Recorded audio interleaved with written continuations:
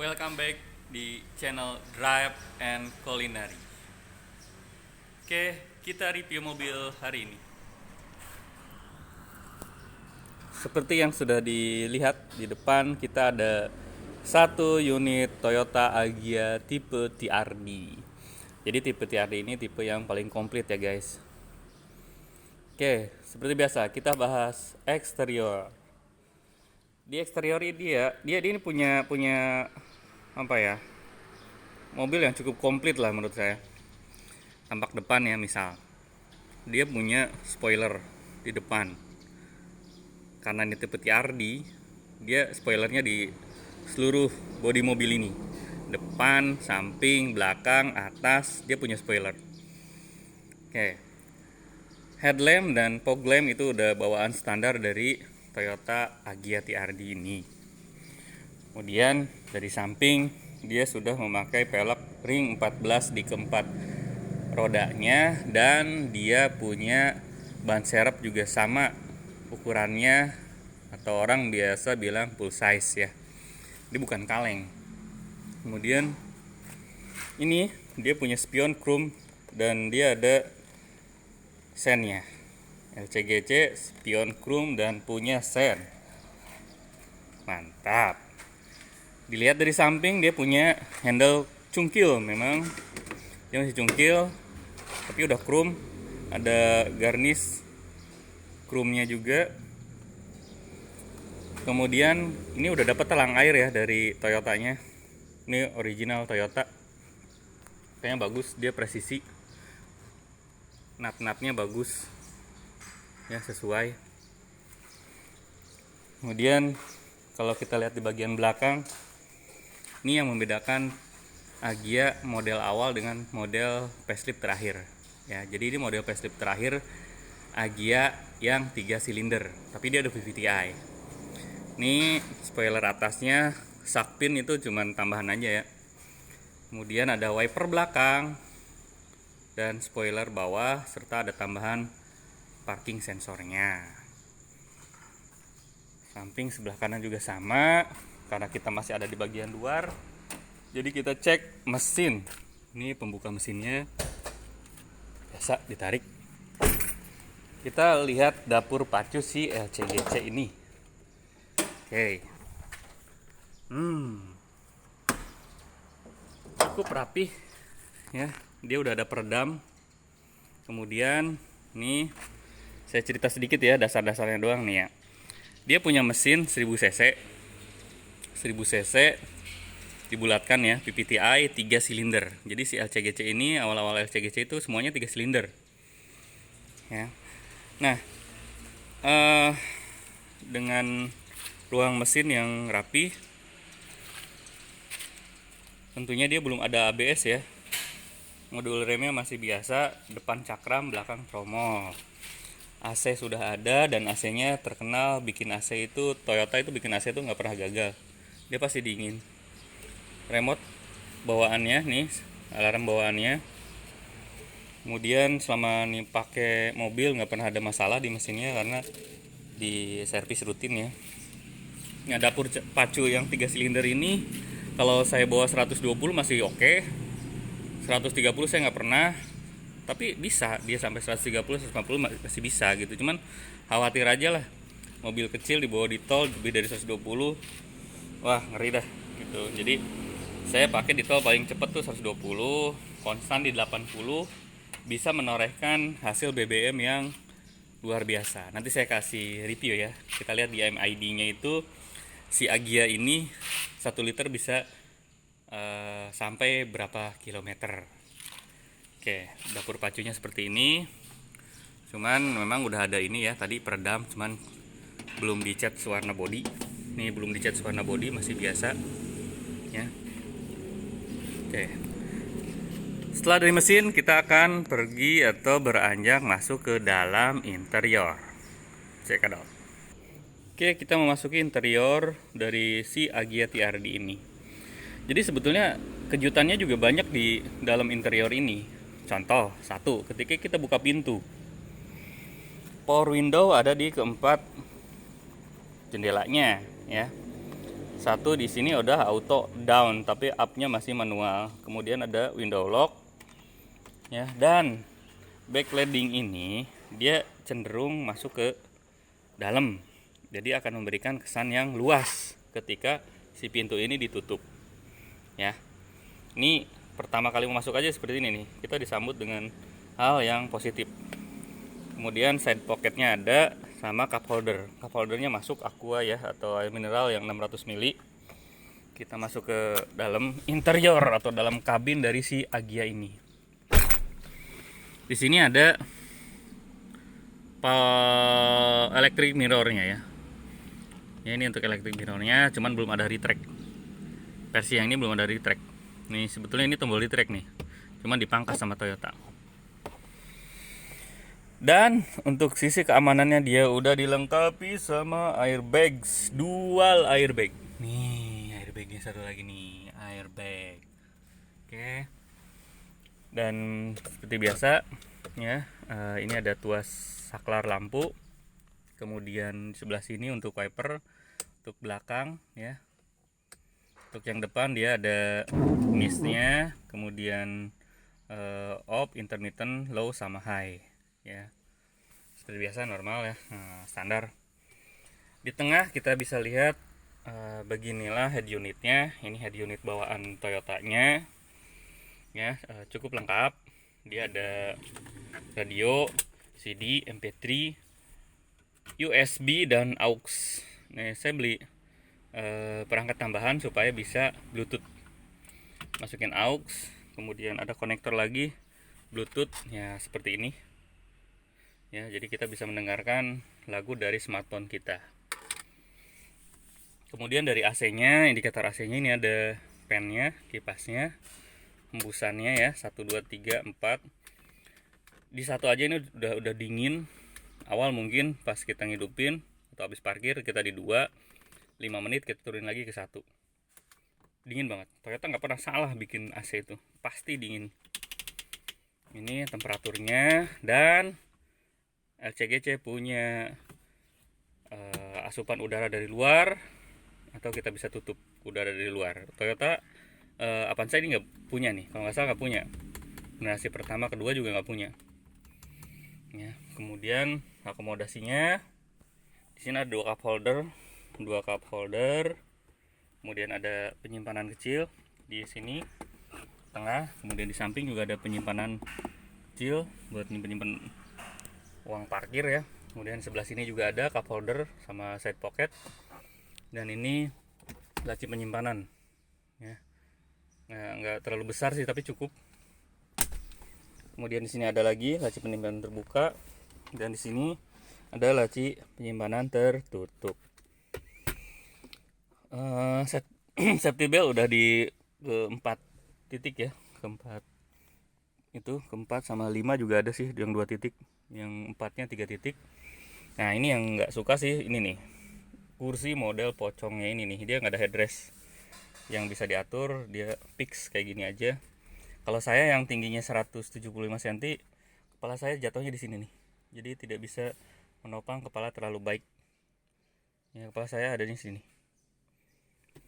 Nah, kelegaan dari Agya ini udah terkenal ya, ini Agya lega banget. Saya 175 cm tapi ruang kakinya itu masih sangat luas.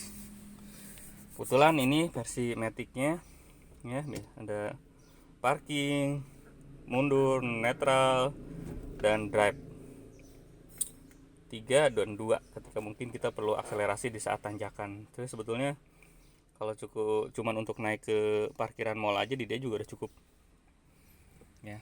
Nah, ini yang salah satunya yang spesial, yang nggak nyangka gitu LCGC punya kayak gini. Apa itu? Ya, jadi dia punya MID kecil di sini. Dia punya MID kecil. Isinya apa aja? Kita cek ya. Nah, dia ada jam, kilometer. Nah, cuman di Agya ini dia belum ada indikator persneling berada di mana. Kalau Agya yang versi terakhir yang 2000 berapa nih, 1920 itu dia udah ada indikator nih, PNDR-nya itu ada. Cuman yang ini belum. Jadi kita harus lihat di sini nih.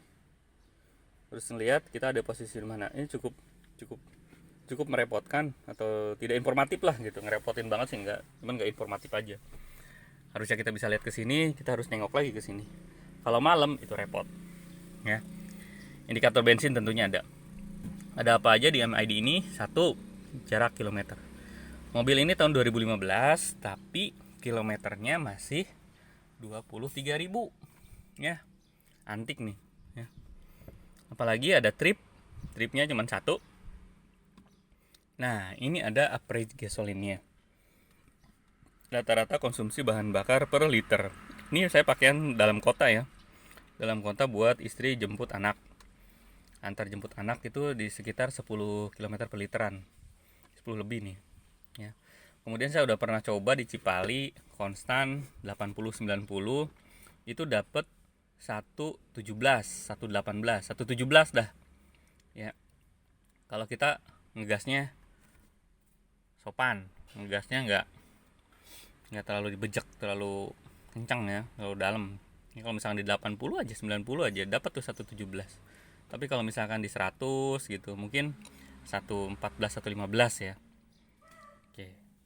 Kemudian ada apalagi di sini ada range. Jadi range ini dengan sisa 2 strip ini dia sanggup untuk berapa kilometer lagi. Ini sangat ngebantu karena dengan adanya seperti ini, wah, kayaknya dia mau nyampe nih, jadi nggak usah isi bensin, ntar lagi aja. Nah, kan enak gitu ya. Tapi kalau misalkan ini dilihat nih tinggal 10 km, begitu ada pom bensin terdekat ya kita langsung melipir. Ya, ini oke banget nih ada informasi seperti ini. Kemudian ada apa lagi? Eco. Nah, jadi kalau tadi ngegasnya sopan nih, nggak dalam-dalam, dia akan muncul tanda eco di sini. Kalau ini muncul berarti kita udah ngegas dengan baik. Ya, itu fitur yang ada di MID si Agya ini ya. Yang lainnya sun visor ada di kedua sisi, cuman belum ada mirrornya, belum ada kacanya. Nah, ini kelemahannya juga lampu ini hanya ada di bagian depan. Di tengah nggak ada. Jadi kalau misalnya di tengah ingin dapat dapetin lampu atau dapetin penerangan ya pakai handphone.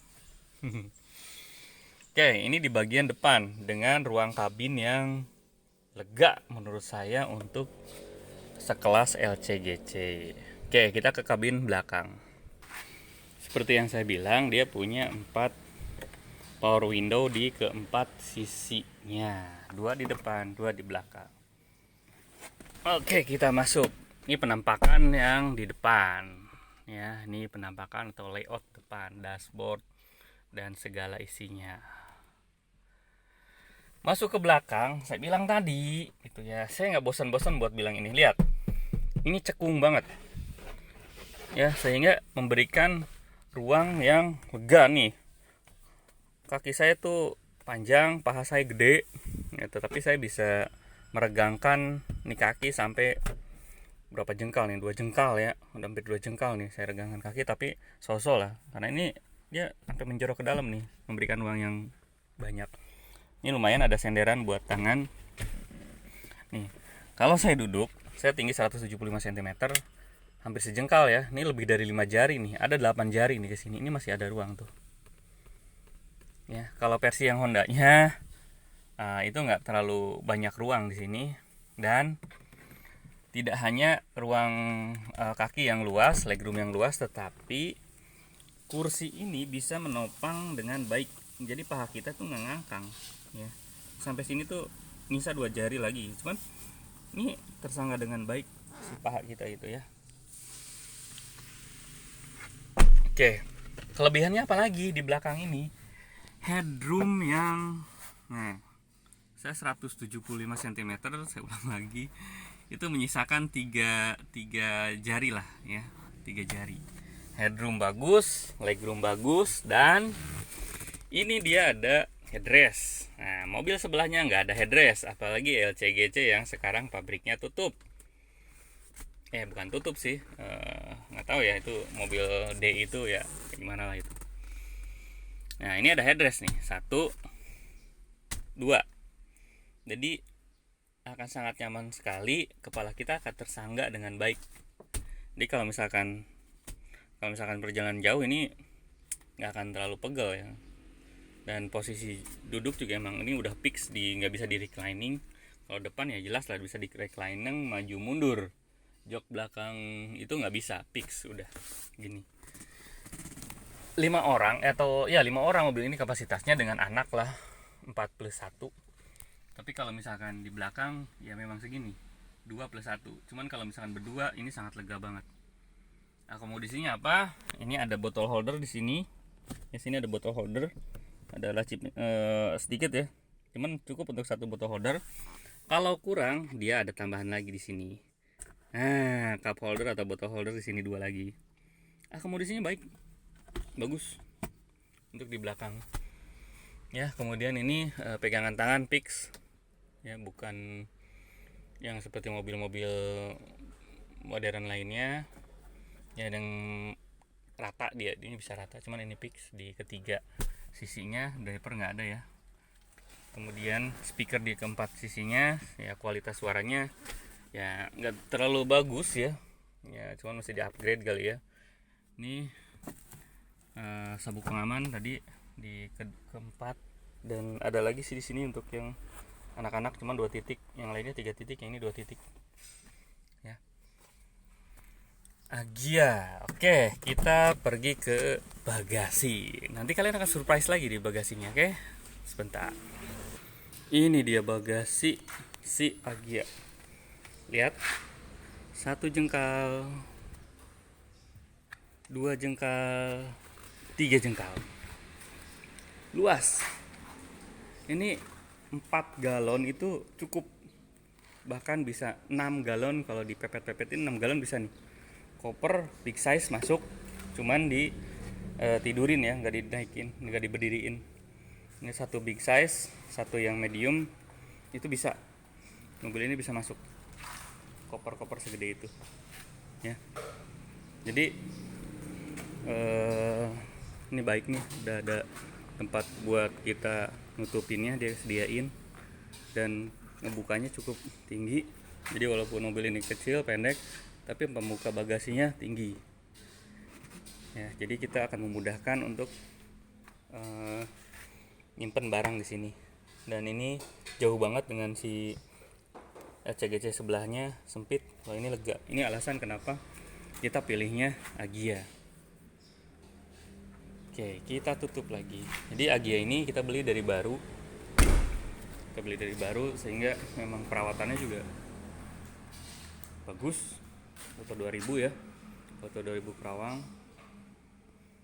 Dan tadi kilometernya masih sangat rendah, pakaian 5 tahun cuman 23.000. Jadi jarang pakai banget nih Agia. Jadi sedikit cerita, ini Agia. Kalau misalkan pengen beli mobil nggak rewel tahun muda, buat keluarga baru nih, keluarga yang baru nikah, itu Agia ini cocok. Tips saya, mending beli Agianya yang second, jangan yang baru. Karena kalau misalkan yang baru, saya beli aja dulu sekitar 127 juta 2015.